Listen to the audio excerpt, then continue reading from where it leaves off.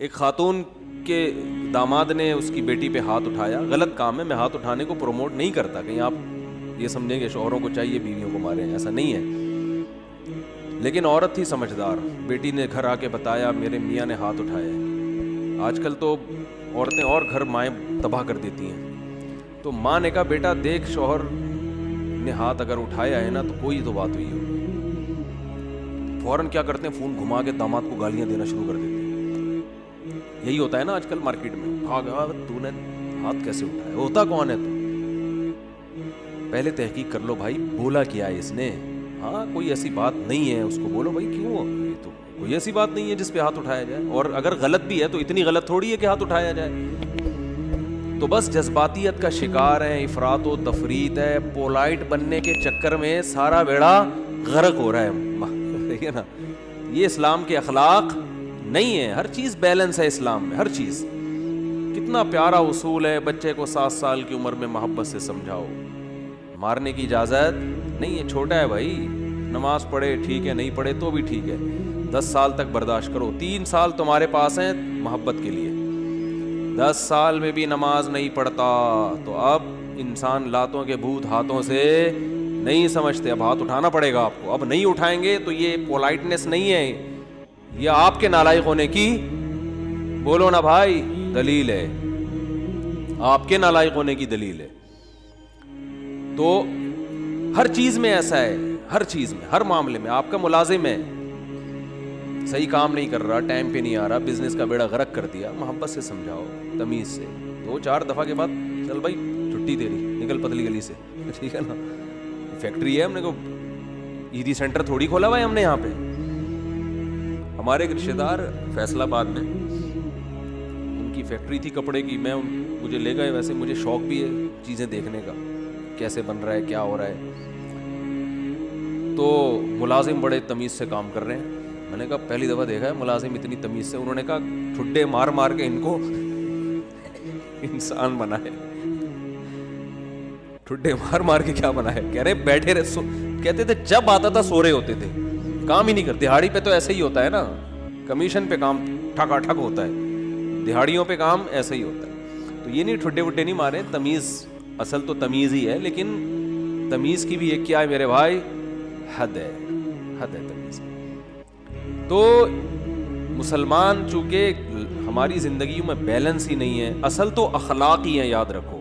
اصل کیا ہے, یہ نہیں کہ اصل سختی ہے. اصل کیا ہے, جو کام اخلاق سے ہوتا ہے وہ سختی سے نہیں ہوتا. اسلام نے اصل تو اخلاق سکھائے.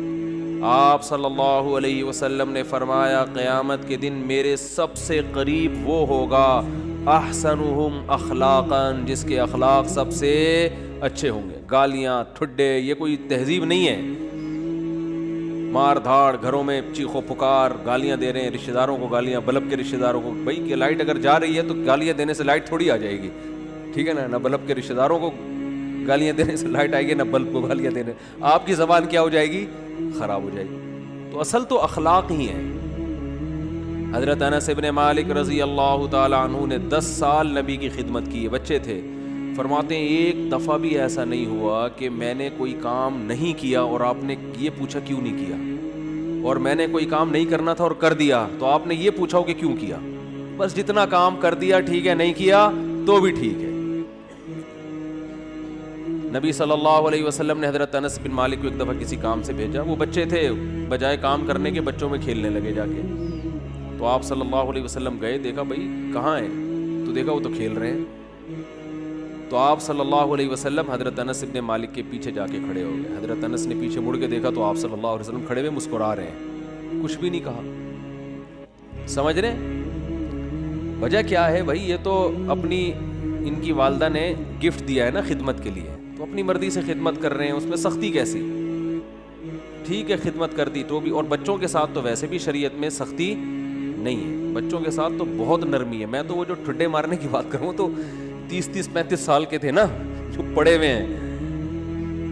تو آپ صلی اللہ علیہ وسلم کے ہمیں سیرت میں سختی بھی ملتی ہے اور نرمی بھی. رحمت للعالمین. ایک ایتھیس نے اعتراض کیا یہ رحمت للعالمین ہے اور جناب گردنیں اڑانے کا حکم بھی دے رہے ہیں, یہ کیسے رحمت للعالمین ہے؟ بھائی رحمت للعالمین کا یہ مفہوم کہ کسی کو کچھ بھی نہ کہیں یہ رحمت نہیں ہے، یہ انسانیت کے لیے زحمت بن جائے گی یہ عادت تو، کیونکہ اس صفت کو فالو کرنا ممکن نہیں ہے۔ رحمت کا معنی ہر لحاظ سے جامع شخصیت ہیں آپ صلی اللہ علیہ وسلم۔ مشہور واقعہ کئی بار سنا چکا ہوں، دوبارہ سنا کے بس پھر آگے بڑھتا ہوں، کہ ایک شخص نبی صلی اللہ علیہ وسلم کی جاسوسی کر رہا تھا، گرفتار ہو گیا، تو آپ نے حکم دیا اس کی گردن اڑائی جائے۔ اب دیکھو گردن اڑانے کا حکم دینا بظاہر یہ رحمت کے خلاف ہے نا۔ ہم ہوتے ہم کہتے ہیں نہیں بھائی گردن کیوں اڑائی جائے، اسلام تو بہت وسیع مذہب ہے، ٹھیک ہے نا، اللہ بہت غفور رحیم ہے۔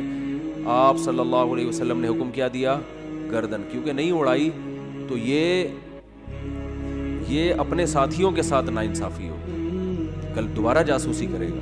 ہمارے ساتھ پہلے اپنے لوگ ہیں، لیکن اس نے اپنی 6 بیٹیوں کا واسطہ دیا کہ میری 6 بیٹیاں ہیں، میں 6 بیٹیوں کا باپ ہوں، آئندہ نہیں کروں گا۔ آپ صلی اللہ علیہ وسلم کو اس پہ ترس آیا اور آپ نے اس کو چھوڑنے کا حکم دے دیا۔ دوبارہ گرفتار ہو گیا، دوبارہ کمبخت جاسوسی کر رہا تھا، پھر اس نے اپنی 6 بیٹیوں کا واسطہ دیا، مجھے نہ مارے، میری 6 بیٹیاں ہیں۔ تو آپ نے کیا فرمایا؟ لا یلدغ المؤمن من جوہر مرتین، مسلمان ایک سوراخ سے 2 دفعہ نہیں ڈسا جاتا۔ حکم دیا اس کو مار دو، اس لیے کہ اس کی بیٹیوں کا خیال کریں یا اپنے ساتھیوں کا خیال کریں۔ کیسا بیلنس! اس میں اصل بتا دیا کہ اصل رحمت ہے۔ ایک روایت میں آتا ہے تخلقوا باخلاق اللہ، اللہ کی صفات اختیار کرو۔ اللہ کی صفت کیا ہے؟ جود و سخاوت ہے اس میں۔ اللہ کیا ہے؟ غیرت والا ہے، تو ہمیں بھی اپنے اندر کیا پیدا کرنی ہے؟ غیرت۔ تو اللہ کی صفت یہ ہے کہ قرآن حدیث میں آتا ہے کہ جب اللہ نے اس کائنات کو بنایا تو آئندہ کن اصولوں پہ یہ کائنات چلے گی، وہ اصول اللہ نے پہلے لکھ دیے۔ جب کوئی ملک وجود میں آتا ہے تو آئین پہلے بنتا ہے نا، کیا ہو گیا بھائی جان؟ آئین پہلے بنتا ہے، اس کے بعد اس آئین کے تحت قانون وضع ہوتے ہیں۔ تو اللہ نے سب سے پہلے جو چیز پیدا کی وہ قلم، حدیث میں یہ ہمیں سمجھانے کے لیے مثالیں دی گئی ہیں۔ اول ما خلق اللہ القلم، سب سے پہلی چیز جو اللہ نے پیدا کی وہ کیا ہے؟ قلم، کائنات کو بنانے کے بعد، تاکہ جو کائنات جن اصولوں پہ چلے گی نا وہ اصول، وہ آئین پہلے سے طے ہو جائیں کہ اس آئین کے تحت چلے گی۔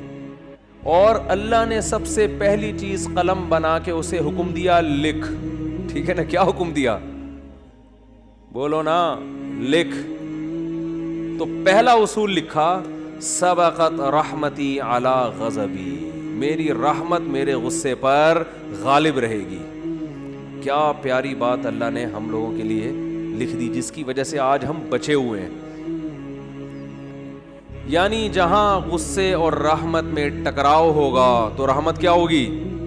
رحمت کا گراف ہمیشہ اوپر رہے گا۔ اللہ یہ بھی لکھ سکتے تھے کہ میرا جو غضب ہے وہ ہوگا ہی نہیں، میرا غضب ہوگا ہی نہیں، ہمیشہ کیا رہے گی؟ رحمت ہی رحمت کے اصول پہ چلے گی، غضب نہیں ہوگا۔ تو پھر لوگ پیغمبروں کی نہیں مانتے۔ قوم عاد، قوم سمود تباہ نہ ہوتی، قوم لوط تباہ نہ ہوتی، فرعون سمندر میں غرق نہ ہوتا پانی میں اور آگ میں نہ جلتا اور جہنم نہ ہوتی، تو اللہ نے یہ نہیں لکھا کہ میرا غضب ہوگا ہی نہیں، بلکہ اللہ نے لکھا کہ غضب بھی ہوگا، رحمت بھی۔ لیکن رحمت اور غضب میں جب ٹکراؤ ہوگا نا تو رحمت کو کیا کروں گا؟ غالب کروں گا۔ جیسے کوئی گناہگار جب توبہ کرتا ہے تو اس کی توبہ کا تقاضا ہے کہ معاف کیا جائے، سابقہ گناہوں کا تقاضا ہے کہ معاف نہ کیا جائے۔ تو جب ٹکراؤ ہوگا تو رحمت کو اللہ کیا کر دیں گے؟ غالب کر دیں گے۔ رحمت کو اللہ ہمیشہ غالب کریں گے۔ تو یہی نبی صلی اللہ علیہ وسلم کی بھی صفت کہ جب رحمت اور غضب میں ٹکراؤ ہوتا تو آپ صلی اللہ علیہ وسلم کی صفت رحمت کیا ہوتی؟ ہمیشہ غالب ہوتی۔ اس کی بہت ساری مثالیں ہیں۔ مشرکین مکہ نے کتنا ستایا، جب مکہ فتح ہوا تو آپ نے فرمایا لا تثریب علیکم الیوم، سب کو معاف کر دیا، ضرورت نہیں ہے تلوار چلانے کی۔ بھائی اب ان کو قتل کر کے کیا ملے گا ہمیں؟ ضرورت نہیں ہے، جو اللہ نے ہمیں غلبہ دینا تھا وہ دے دیا ہے، تو نہیں تلوار چلائی آپ صلی اللہ علیہ وسلم نے۔ بلکہ مشرکین کے جو سردار تھے ان کو الگ سے عزت دی آپ صلی اللہ علیہ وسلم نے.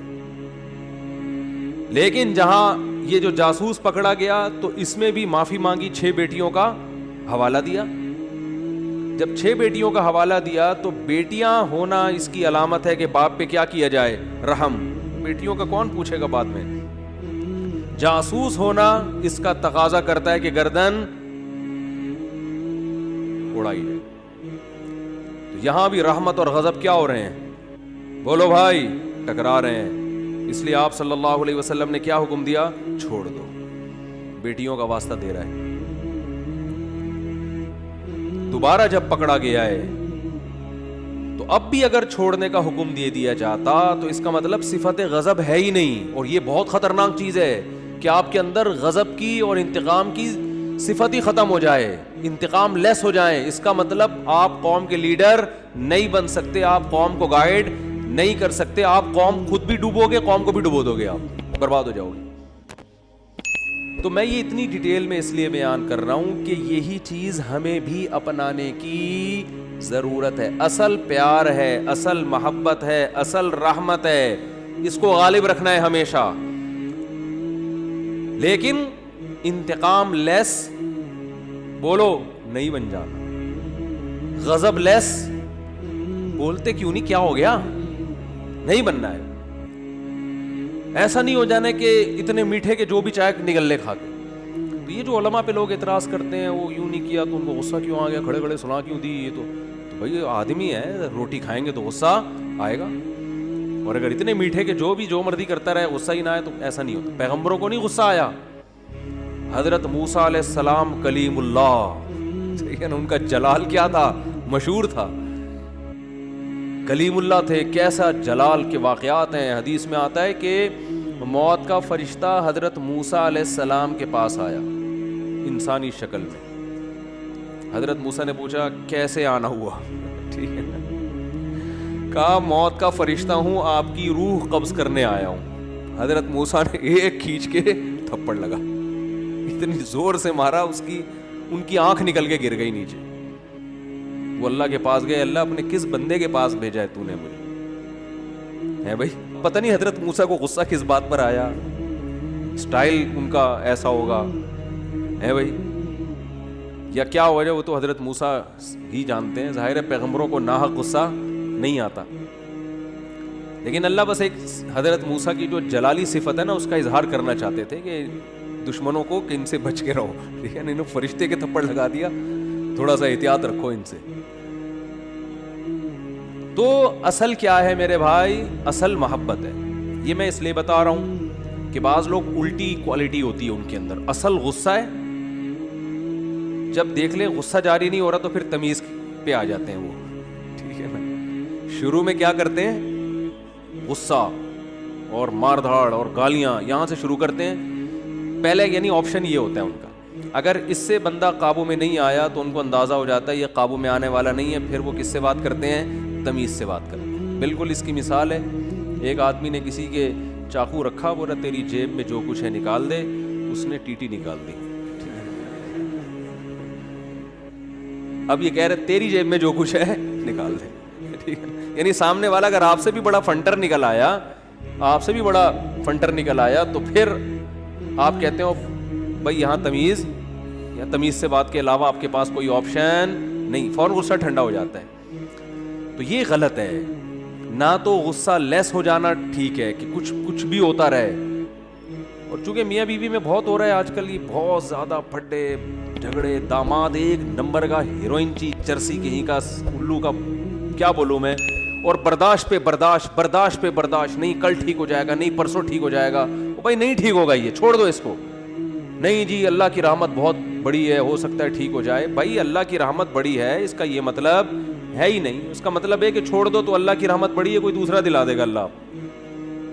جب ثنا خان کو مفتی انس مل سکتے ہیں اور مفتی انس کو ثنا خان مل سکتی ہے, تو اس کا مطلب کسی کو کسی بھی ٹائم پہ کچھ بھی مل سکتا ہے. دو انتہائیں ہیں نا, ایک مولوی اور ایکٹریس کی آپس میں شادی ہو گئی, تو اس کا مطلب کسی کی کسی بھی ٹائم پہ کسی پہ بھی شادی ہو سکتی ہے. رشتوں کی کمی مارکیٹ میں نہیں ہے. تو ایسے ایسے الٹے الٹے لوگوں کو لوگ برداشت کر رہے ہیں کہ ہو سکتا ہے کل ٹھیک ہو سکتا ہے. بھائی ایک حد ہے, حد ہر چیز میں کیا ہے, ایک لمٹ ہے. اولاد بگڑی ہوئی ہوتی ہے, میں والدین کو کہتا ہوں بھائی اپنے بیٹے کو ایک حد تک تربیت کرو, نہیں آ رہا نا قابو میں, نکلو. بولو پتلی گری سے سامان گھر سے اٹھا کے کیا کرو, نکلو. زیادہ نہیں بدماشی ہے, تیرے باپ کا گھر ہے, تیرا گھر نہیں ہے. ہاں سارے 100% درست نہیں ہوتی اولادیں, کچھ تو باپ کو بھی برداشت کرنا پڑتا ہے اولاد کی خاطر, لیکن وہ بھی ایک حد ہے نا, حد سے زیادہ تھوڑی ہوتا ہے, حد سے زیادہ نہیں ہوتی کوئی بھی چیز. پھر اس میں ایک اصول یہ بھی ہے کہ یہ دیکھا جائے گا بڑا نقصان کس میں. لوگ کہتے ہیں اگر تعلق ختم کیا تو یہ ہو جائے گا, یہ ہو جائے گا. بھائی تعلق ختم کیا تو یہ ہو جائے گا, نہیں کیا تو یہ ہو جائے گا, تو دونوں میں پلس مائنس کیا کرو کہ زیادہ نقصان کس میں. ہمیشہ اس اصول پہ زندگی گزرتی ہے. یاد رکھو دنیا میں سارے فائدے کی چیزیں کبھی بھی حاصل نہیں ہوتی, ہر کام کے کچھ سائیڈ ایفیکٹ ہوتے ہیں. عقل مند آدمی یہ دیکھتا ہے کہ سائیڈ ایفیکٹ زیادہ ہیں یا اس کے بینیفٹس زیادہ ہیں. اس اصول پہ زندگی گزاری جاتی ہے. اگر اس اصول پہ زندگی نہیں گزارو گے ساری زندگی کبھی کوئی فیصلہ آپ سے ہوگا ہی نہیں. سمجھ رہے ہو کہ نہیں سمجھ رہے؟ ساری زندگی کنفیوز رہو گے اور کبھی کوئی فیصلہ آپ سے ہوگا ہی نہیں.